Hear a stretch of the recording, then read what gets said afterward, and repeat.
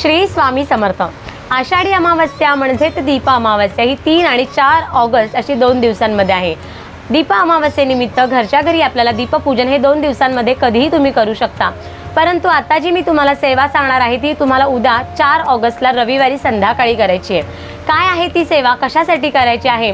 पितृदोष मुक्तीसाठी, तसेच पितरांचे आपल्यावरती कायम आशीर्वाद राहण्यासाठी तुम्हाला ही सेवा करायची आहे।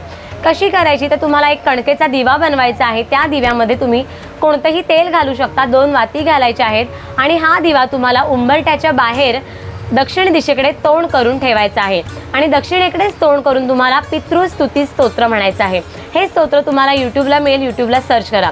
स्तोत्र म्हणायचं आहे आणि नमस्कार करून सांगायचं आहे की जर आमच्याकडून काही चुकी होत असेल तर माफ करा आणि तुमचे आशीर्वाद आमच्यावरती असेच कायम राहू द्या, अशी प्रार्थना आपल्याला उद्याच्या दिवशी करायची आहे। तर हा उपाय तुम्ही नक्कीच करून बघा। धन्यवाद। श्री स्वामी समर्थ।